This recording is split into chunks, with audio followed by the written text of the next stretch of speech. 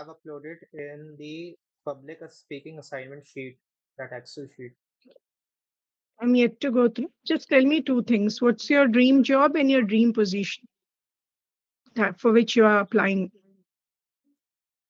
Okay, so um, the camera, yeah.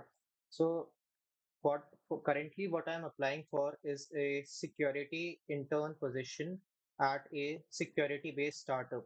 So it's like a startup which builds these highly advanced systems, and they need a team of engineers who are going to be working on the security side of things. There a real startup like this, so you are imagining a startup like this. I'm imagining a startup like this. So basically, you want to start your career in a startup, right? As an Yes. intern, correct? Yeah. Okay. So based on your job profile and the company you want to work, could you please introduce yourself? Okay. So I am Ojas Maheshwari. I am Hmm. currently a student at Scalar School of Technology in Bangalore. I am permanently based from Mathura, which is in Uttar Pradesh in India. And I have been into computers from an early age, like 12 or 13. And my main focus has always been shifted towards security side of things. And currently, I am doing full-time bug bounty hunting, which is a person who hunts for bugs in these companies. I am also a CTF player, a capture the flag player, which are like security challenges. And I have completed all of the challenges in the medium category at Pico CTF, which is a website catered for these CTF players. On top of that, I also have good prior development experience in programming websites, and I have over 50 plus projects on GitHub, and I am just in my first year right now. Okay. Can you show me or tell me something more about your projects? And yeah, you said around 50 projects you've already completed, right? That's a big number for a first year student or a fresher. Could you please tell me about the projects the major ones that you have recently completed? And where can I get a list of your projects? Mm. So, for the list of my projects in my resume, I have embedded a link to my GitHub profile, which lists all my projects.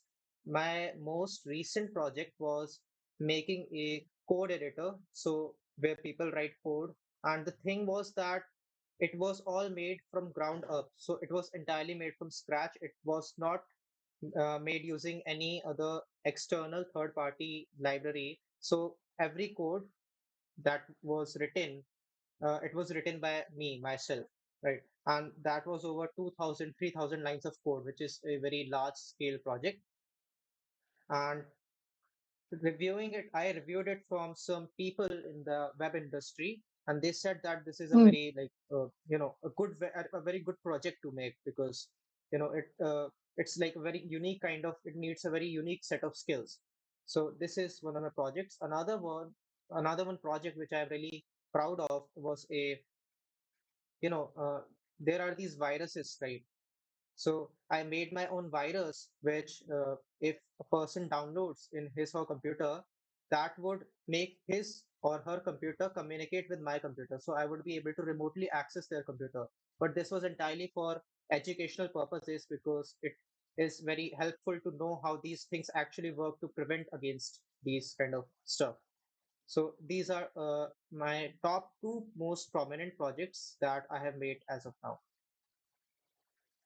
How do you make sure that your second project that you just spoke now is not misused? How do you take care of the ethical side of this project? How do you make sure that people don't misuse it after learning? Maybe your intention is good, that you want to create awareness how things work, how the computer can be hacked and all. How do you make sure that people after learning it don't misuse it? Tell me about the ethical side of this project. So the thing is that you can't really stop anybody from going all across, but I have made a licensing in such a way that if you misuse it, then it's up to you. But still, like, it's for completely educational purposes. And I always recommend people to use these antivirus or anti-malware softwares in their computers to prevent against these, right? And like from the starting of the project itself, I have always prescribed people to use these for educational purposes, right? And even for this, the code I have written it in such a way that it's not actually very easy or very straightforward to use this tool for offensive purposes. So that's how I manage this. No, you're not very convincing. I mean to say, you just now said it is up to the person who has learned how he uses it, right? Yeah, This is one sentence that you said. And anti-malware, if it's already there in the system, your virus will not work, right? Like all other viruses. yeah. The thing is, Correct. it would work. It would work for the first 1 or 2 minutes, and then it would get blocked, right? Because it's a very simple virus. Yeah, Now, how do you like the present generation, like your generation, if they want to, hack into their friend's account and get some secret information, or, if you're stalking somebody yeah. and you do like there are a lot of negative things associated with this kind of a thing. So, how do you justify and how do you prevent, which is very, very important? You are giving like a weapon in the hands of youngsters. Yeah. I mean, the thing is that like there are more powerful weapons than my weapon which are already available on the internet, right? So it's not like I have a major contribution in that sort of war. um, but still the thing is like when you're into this security field, then you need to understand that if you are going to go to the black hat side of things, so the dark side of things, then you are putting yourself in very big danger, because the federal reserves, they can track you easily and you can get jail time. And especially like people like me, teenagers, we are over 18, so the rules are now very strict for us. Like you admit that there are better products in the market than yours. Yeah, yeah. My Then how do project. you call this as one of your best projects? Yeah, I mean, it's one of my best projects, but it's not the best project in the market. I made that for the sake of understanding how these things work on a fundamental scale. Of course, like if I put some more work onto it, I could make it much and much better. But that was not the learning that I wanted to have. Okay, so you are yet to come up with the best. Yeah, yes. Okay, okay. Now, tell me what are your strengths and weaknesses? Um, Okay. So one of my strengths is that I am a leader in need. So what that means is that I am so whenever you have some sort of a teamwork project, right?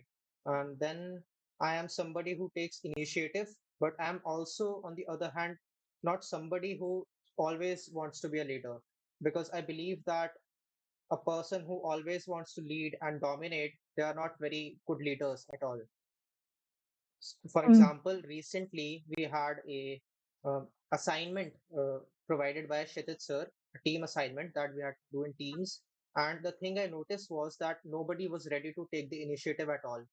And so I decided that, okay, if nobody is going to take the leadership initiative, nobody is going to get anything started, then we are all going to get at the same place. So I took the initiative, I conducted meetings, was the first to initiate conversations across my teammates. I motivated them to, put in some work, and I got the task done. So this is one of my strengths.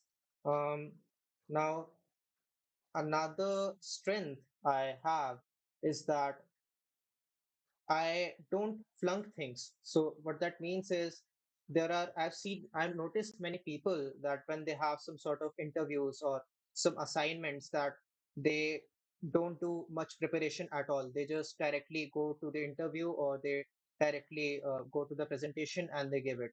Now, it may work for them, but I am a person who personally believes in a lot of preparation. I believe that if I'm prepared, then it would help me a lot. And so I am always a person who prepares to like, if I can't prepare to my best extent, then I make sure that I'm prepared to at least 70 to 80% of my level. Those are my prominent So why don't strengths. you what Yeah. okay. Now let me ask questions on your strengths and then before you move on to your weaknesses. It's a very good thing that you prepare because preparation is the first step to being the best in whatever you do. Like, okay, that's a very good thing. But why did you say that, you in some at some times you give only 70% of yourself, like not 100%. Why not 100% everywhere, every time? You said if you First, cannot give 100%, you give at least 70%. Why not 100% all the time?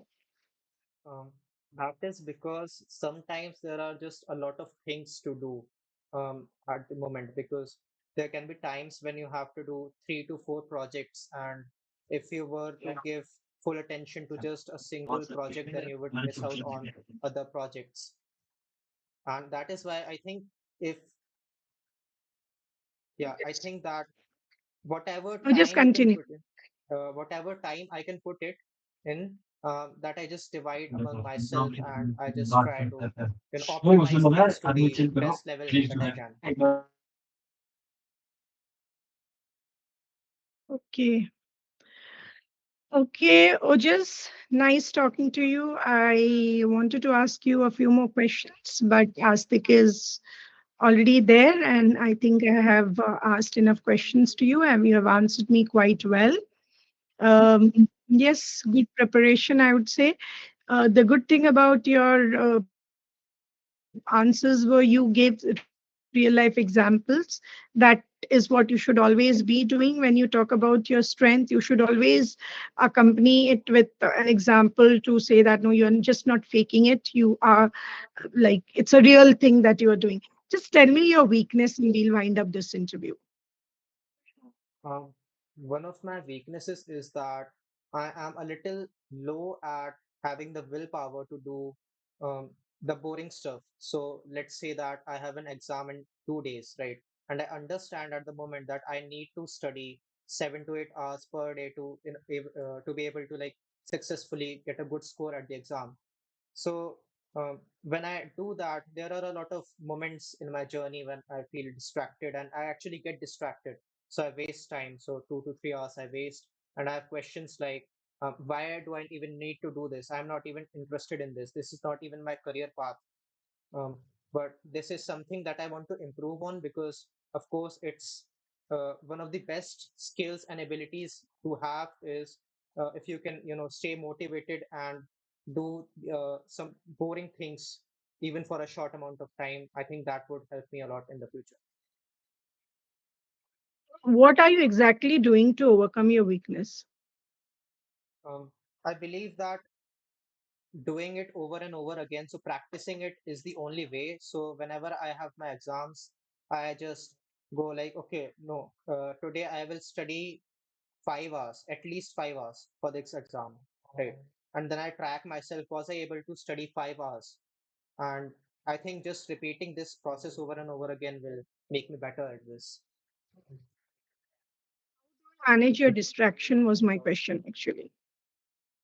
How do I manage my distractions? So I try to, You one more minute. And just now you said that studying for your exam is boring task for you. for some Is it? courses, for some courses, right? Which are those courses? So You hardly something like, for three courses. yeah, so there are some little bit of math involving courses that I don't really like. Okay, so that is boring for you. Yeah. So basically, maths is boring for you. um, Not entirely, it also depends on who is teaching the that particular course, but sometimes it is, I Mhm. would admit that.